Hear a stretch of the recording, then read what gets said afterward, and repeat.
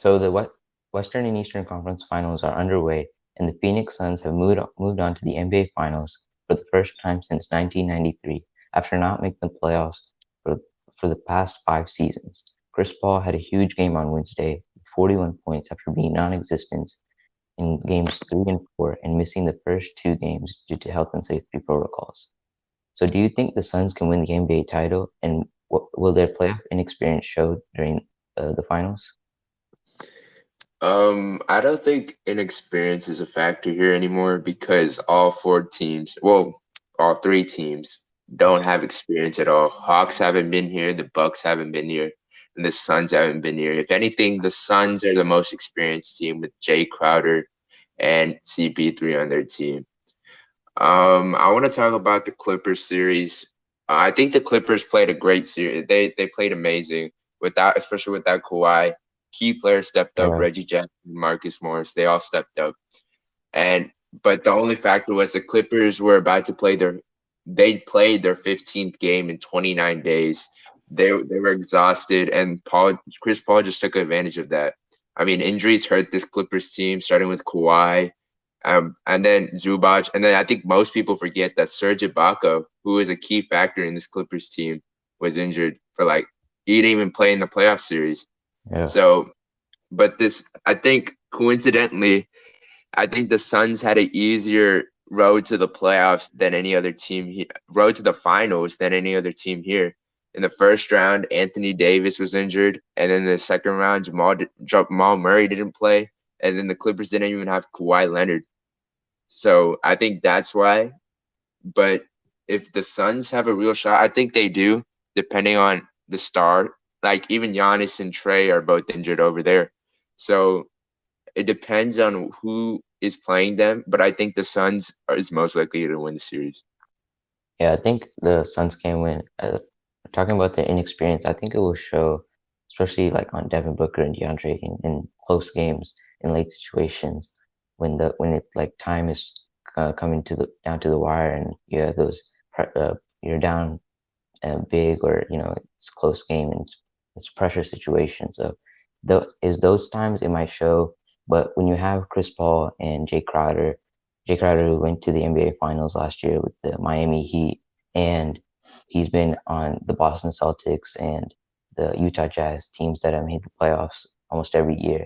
When you have CP3 who's like a point god, he's like so like really good, so he knows what he's doing. And the Yeah, Suns I think they can easily win the NBA Finals, especially with that team, like you said, coming out the East, not their star not being 100% healthy. Like they have Giannis, who's not 100%. We don't even know if he'll play for the rest of the playoffs.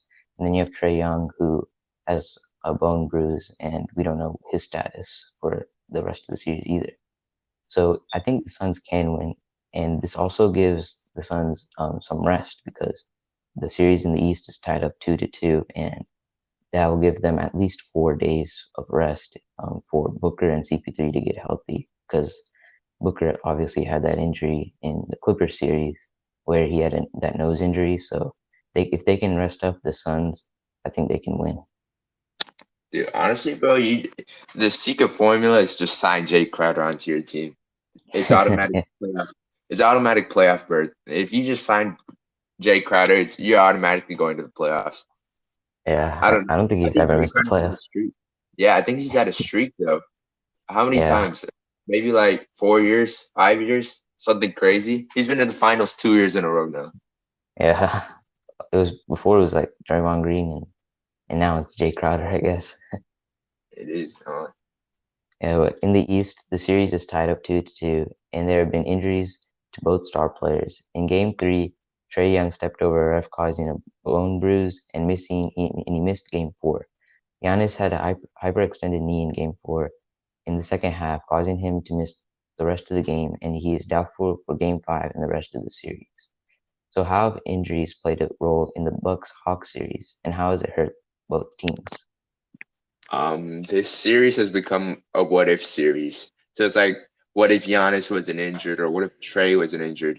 What would have happened then? But now Chris Middleton and Drew Holiday, we can see their true value now, and they have to step up for the Bucks.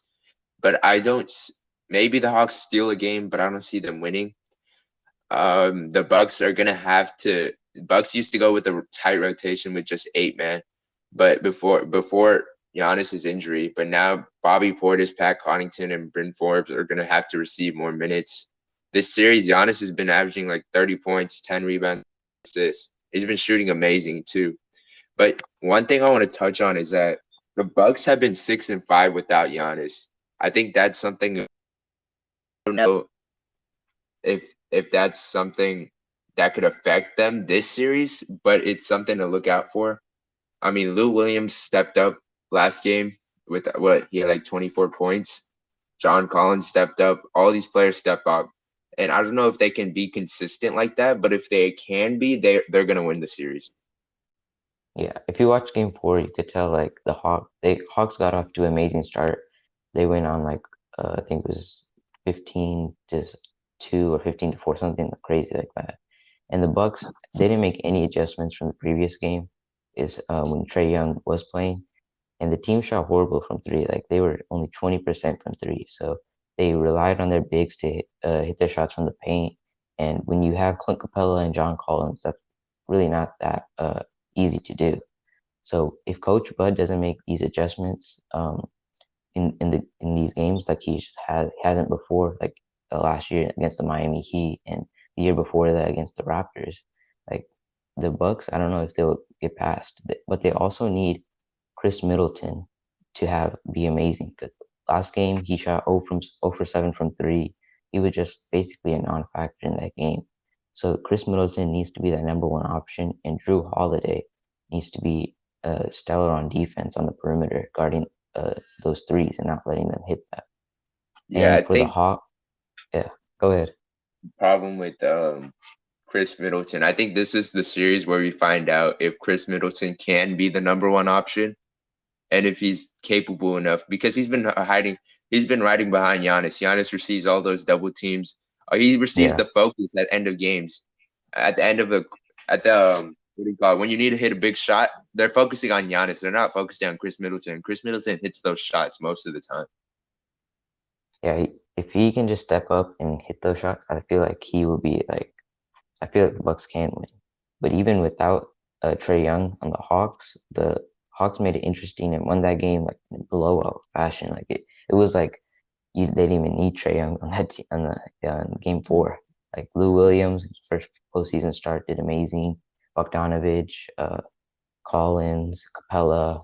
Like when Capella hit that shot over the backboard, you know the game was already over. And Um, so what do you think about what do you think is a more bigger loss to each team? Yeah, is it Bucks losing Giannis or Hawks losing Trey? I think it's Bucks losing Giannis because the Hawks can play without Trae Young. Like you've seen it last game, especially with all the players they signed last offseason. I just feel like the Bucks don't really have it because Giannis is the focal point, and without Giannis, you need to rely on other players. And I don't know if they can step up like Chris Middleton and Drew Holiday and the other role players on the team. Huge factory that no one's thinking about. Remember, I think they went 19-20, right? Something like that when Lloyd Pierce was the head. Yeah, Yeah, they were yeah, and bad. yeah, he was amazing like, from when he got that interim job.